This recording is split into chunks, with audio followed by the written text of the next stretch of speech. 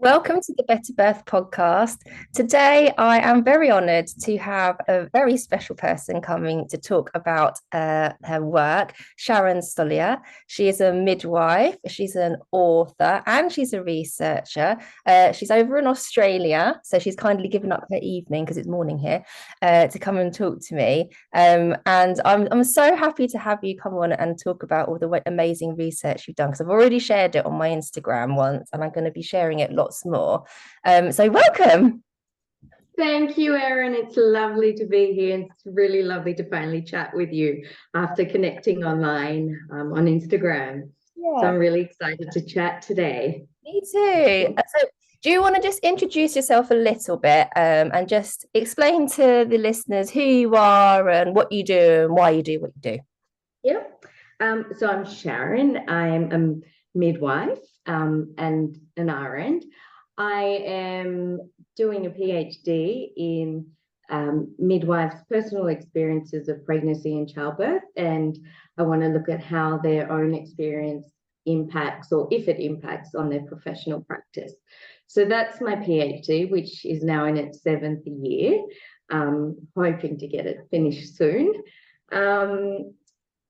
So that I've published 2 papers as a result of a national survey that I put out a few years ago in Australia of midwives here, and some really exciting results coming your way on top of what's already out there. But I got onto this journey through my own experience of when I had my son 11 years ago now. I didn't have the best experience. It was a traumatic experience, and I felt very much like I had fallen through the cracks of the maternity care system when I was, it really made me realize the power of having that work uniform and that work ID badge on you. When you're in that position, you have all this power to make things happen.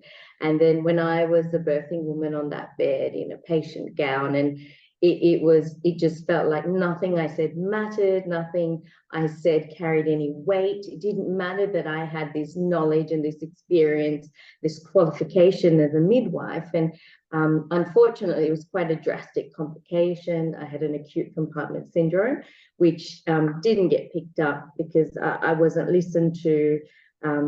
My own assessment of myself and my pain levels were dismissed. And as this was happening, I was sharing a lot on Facebook to keep, it was just easier to share my progress with friends in the one go instead of replying to all the many messages I was getting. And because I was so open about it over the years, I had quite a few friends and colleagues, professional midwives and obstetricians actually reach out to me and share their own experience of when they gave birth. And while they all had different scenarios, it was generally the same theme of feeling like they fell through the cracks, feeling like not, you're either a patient or a maternity care provider, but when you're a maternity care provider as the patient,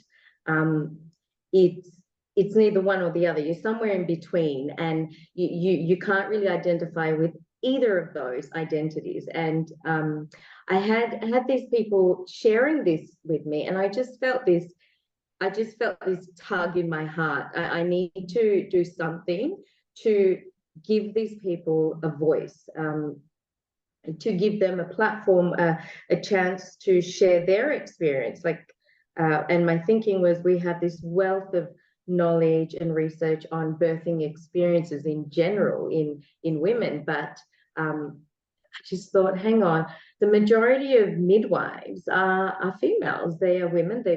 They are mothers, or they've had children, or they will have children.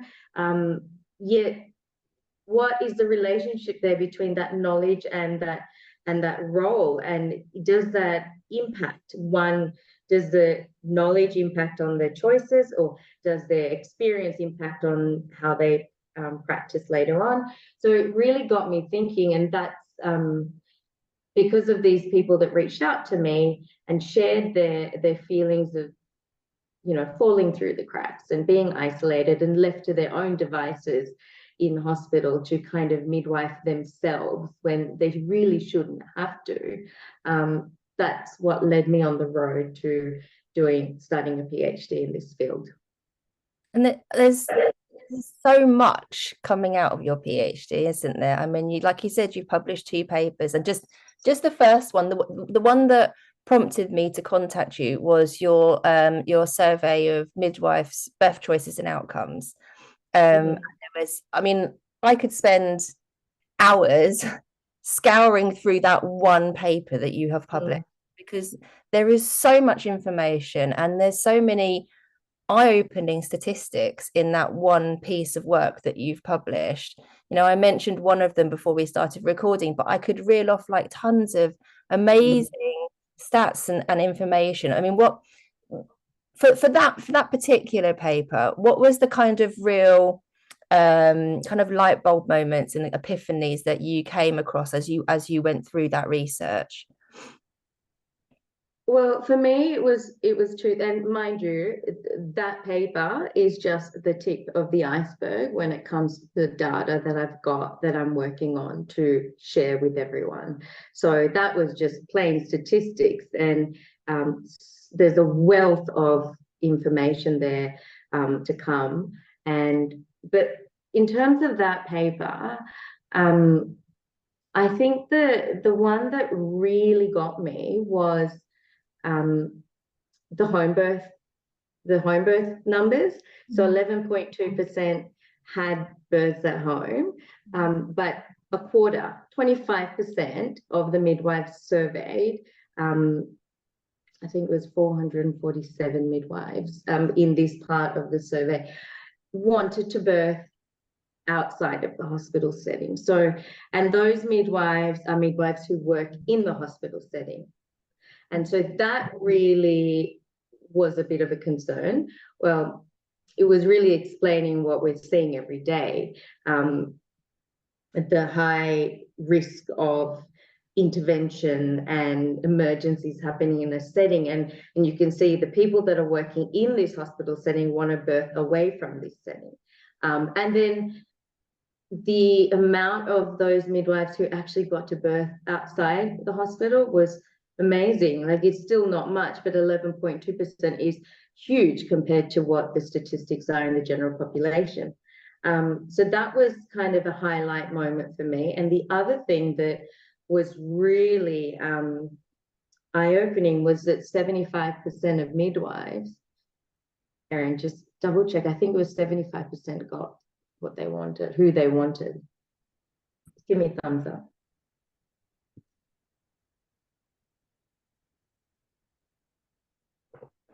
So the other thing that really struck me was that 3/4 of midwives, so 75.4% of midwives, were able to choose the individual care provider, who they wanted, whether that was another friend or colleague or an obstetrician that they've worked with. They were able to pick that person to have that person care for them during labor and birth. And that's something that the general population of birthing women do not get access to, because they rely on building the relationship through antenatal appointments, whereas these midwives kind of get continuity. They got continuity by default, because it didn't matter what model of care they were in. They could have chosen midwives clinic, where technically in a hospital is fragmented. You don't always see the same person. It's just any person who's there. It wouldn't have mattered to these midwives because they knew them. So they had that continuity, they had that trust, and they were able to, get that. That's a high level of autonomy and in navigating the system to get the outcomes that they wanted. And we know that when you have a known and trusted care provider, you're more likely to have a overall positive experience. You're more likely to get the birth outcomes that you want. And I think it's evident in the high number of normal births in this cohort of midwives. Yeah, it's I think it's really it's mind-blowing, to be honest, the stats that you've got. I mean, you mentioned that 11.2% of midwives had a home birth. The national, just to put that into context, the national average in Australia is 0.4. Like, there's That's a right. massive difference. There's a massive Hmm. difference. And there was a couple of other things that I spotted when you first published the paper, was that fewer midwives had cesareans, so Hmm. 68% versus the national average of 37%. Yeah. Um, and 95.8% wanted a vaginal birth rather than a C-section. So Yeah. it's I think it's having that unique insight, isn't it, into Yeah. maternity care, and that's obviously steering and influencing the decisions that they're making. And I Yeah. think it's interesting. The home birth point is something that I'm particularly interested in, because it's something that's kind of uh there's a real stigma around home birth. I'm sure in Australia as well as in the UK, right? People Yes, absolutely. planning a home birth, people will say, "Oh my God, you're so brave," you know.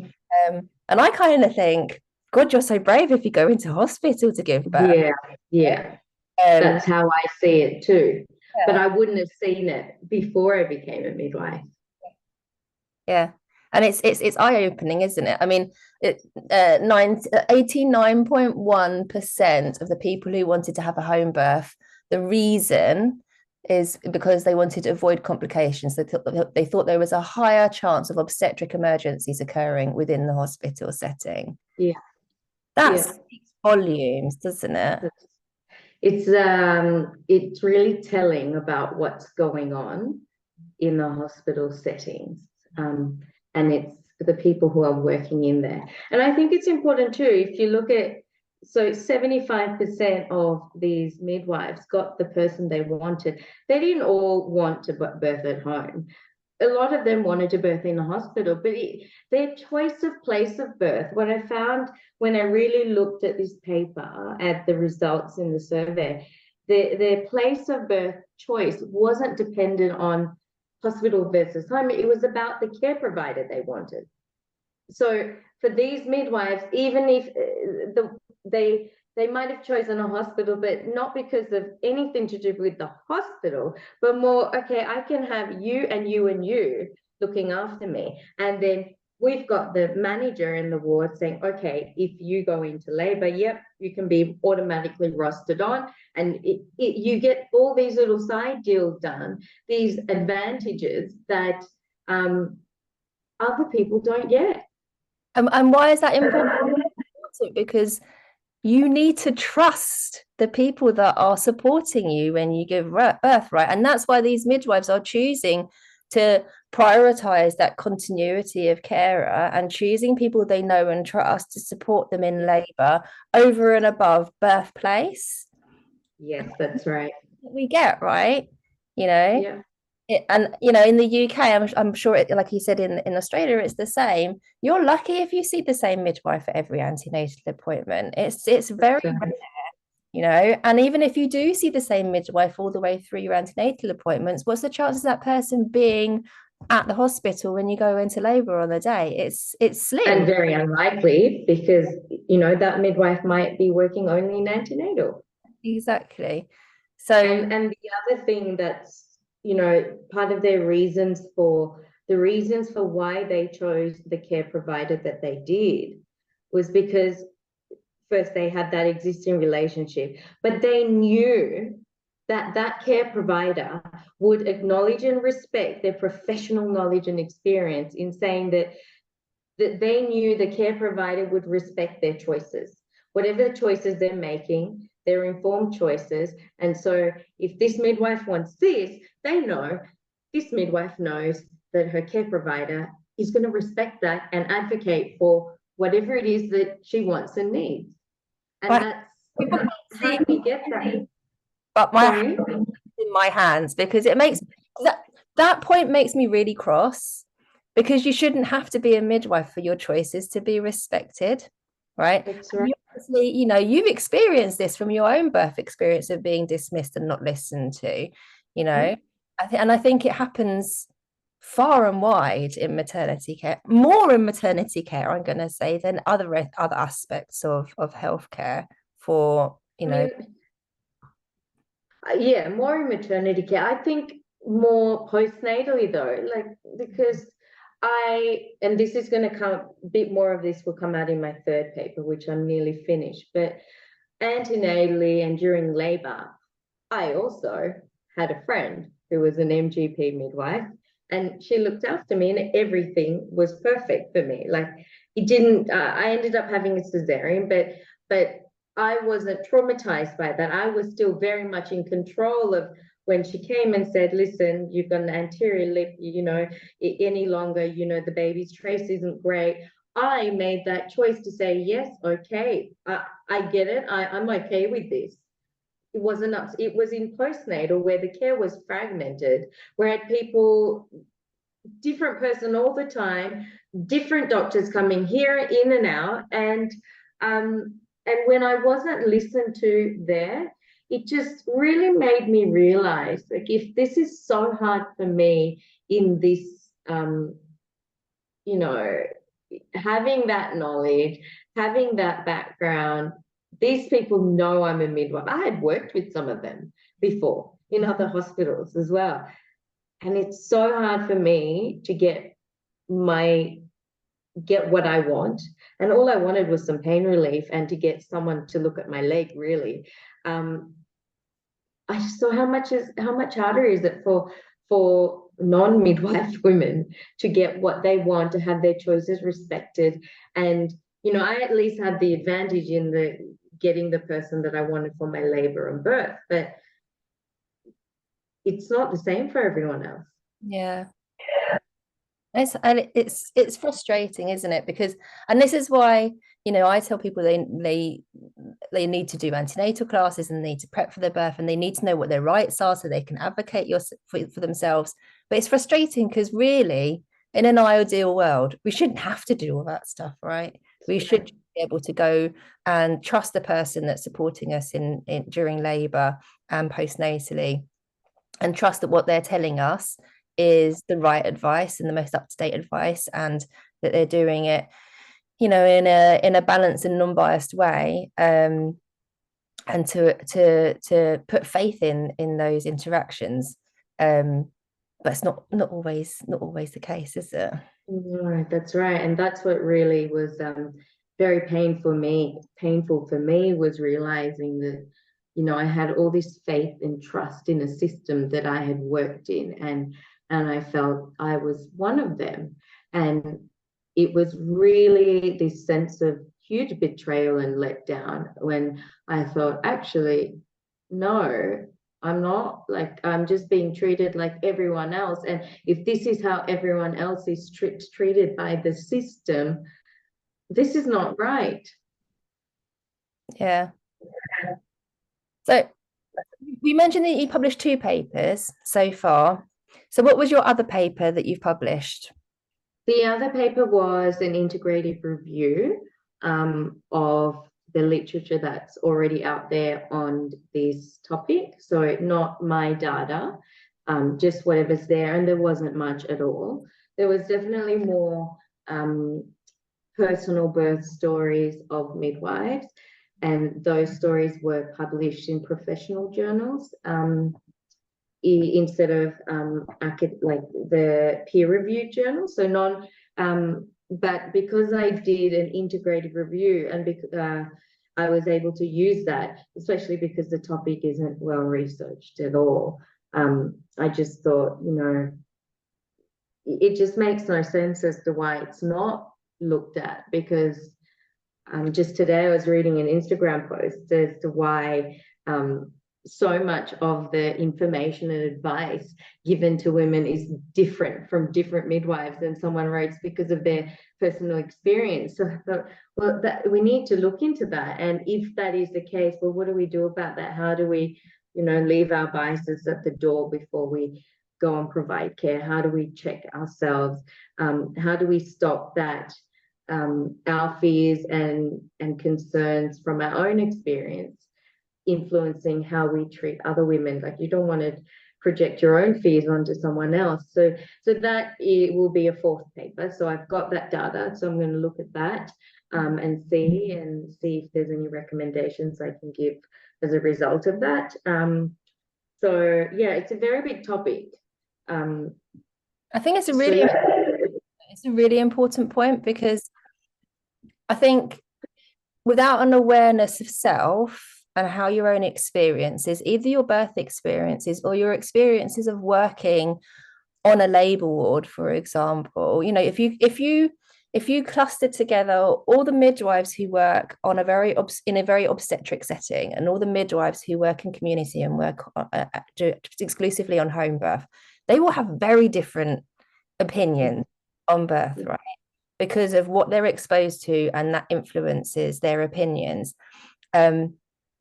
And not having an awareness of self and not having an awareness of how those experiences, lived or career wise, are affecting how you advise a pregnant person, I think that's a huge problem, actually.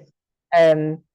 I've had clients who have gone into meetings with consultants, and I always remind my clients that if you're speaking to a consultant, your consultant is used to dealing with high risk pregnancies. Yeah. They are more risk adverse. Therefore, their advice is going to lean towards a certain direction. And you need to bear that in mind when you're having that conversation. Mm-hmm. And I've had clients who have kind of dug into the advice that they're being given, and like, what's the evidence? Where's the research? If you're talking about a 6-fold increase in stillbirth, can you quantify that? And where's that statistic come from? Sometimes it's anecdotal, it's not based on research. It's based on opinion. So I think as a care provider, it is really important, to your point, that understanding how those lived experiences are affecting how you're providing advice is crucial. Yeah, and I also think if we look at birth trauma, 1 in 3 women have birth trauma. So then we've got midwives. So surely there's a birth trauma rate there too. So what are we doing for those midwives? Are they being forced back to a place where they're being re-traumatized without support? How is that fair for them and the people that they care for? So there's also that element of that, because I'm sure we all agree that childbirth is such a sacred time, and it's such a monumental moment in someone's life. And in a way, everything you do in your life, that has an impact in it. Whether you see it or don't, your worldview changes, the lens you look at the world. I'm not even saying it right, but you know what I'm saying? It changes. Mm-hmm. And so then what about midwives, where their job is that? Mm-hmm. There is such a close relationship there. We have to kind of unravel that. And I'm really trying my best to get through that data, to get it out there. I think there'll be some important points, important recommendations to make in terms of self-reflecting, and maybe some kind of program to be put in place where midwives have some kind of debriefing sessions with a trained person to identify their beliefs about birth and the whole process, and if it's changed, and how are they going to prevent that from being projected onto the people they care for. But I think also importantly, how do we protect the midwives who have been traumatized? Yeah. We don't send our war veterans back to their place of trauma. So yet we're still doing that to our midwives, whether we realize it or not, just by the fact that there is nothing in place to protect them. Systematically, we're doing that. So it's a two-pronged thing, I think. So I'm so excited to hear all the rest of the papers that you're going to publish from all this data. I was saying to you before we started recording that we need somebody to replicate this in the UK, because I think it would be eye-opening. Yes, please get in touch with me. I'm happy to share my survey. Yeah, I actually did get a lot of interest from midwives in the UK wanting to do my survey, but we had to put a cap on it being a national survey because otherwise it's just too big for a PhD study. But I know the interest is there, so it's just a matter of someone saying, I want to do it. somebody's listening. Do the survey. Run it in the UK. We need this data. Because so many midwives have, first of all, I didn't think I would get more than 50 because the survey was such a long survey. It took some people 2 hours to do. I had so many more responses than what I expected because you're only seeing the results on one group. There's a second group of midwives that answered the survey, which I haven't even touched on yet. And they're the midwives that had babies before becoming a midwife. Then they became a midwife and then they had another baby. So they have that comparison in experience. And I wanted to answer the question, is ignorance really bliss? Right? So there's that data to come as well. Whereas the group that we're talking about now are midwives who had their baby after becoming their first baby after becoming a midwife. So these midwives have written so much about their experiences. They have just entrusted me with such valuable, precious information about their lives that I really am trying my best to do it justice and to just get their voice out there and tell the world this is how they experience it, labor and birth. Sounds like you've got a second book. You need to publish. Talk about your first book though, because you kindly sent me a copy because you have written a book, haven't you, about your own birth experience? Yeah, that was a long time coming, that book. That was my story, how I experienced it, what happened, and really it's a lot to do with how I fought and spoke up afterwards. And it took many years to get what I wanted. And ultimately, so what I really wanted was what happened to me was so rare. And even though a neurologist came and said on day 2, I think she's got compartment syndrome, you need to get a vascular opinion, the obstetricians and the surgeons, who were, I had about 8 different teams looking after me. It was like this circus act. They said, no, we've never seen it after having a baby. It's common in ED, in trauma victims, but we've never seen it in obstetrics, so it can't possibly be. And this was this reasoning that I got the whole time. And anyway, after I went home and, was dealing with the consequences of it and the surgeries, and I desperately wanted them to write up my case report because I wasn't happy with the first letter I sent them. I wasn't happy with it. I wasn't happy with the first meeting. I just kept getting dismissed. I kept thinking, gosh, like, you didn't listen to me in hospital. You're not listening to me now. And I was so determined. I started researching acute compartment syndrome, and I actually found 15 case reports published of women who got this after having a baby. But they were all published, they were all the ones where the doctor had identified it and done the limb-saving surgery. I found one in the legal notes, in some legal case files, where a woman in America had sued because they didn't do the surgery. And it was interesting, that wasn't published in the literature. So I was on this mission to first get an acknowledgement of what they did, like, hey, we stuffed up and we could have done better. And I wanted them to change their practice. I wanted them to do certain things to make sure it didn't happen. And what I really wanted was my case report written up, because I was just so adamant that if this happens to someone else on the other side of the world, and the doctors have never seen it, and so how could they know?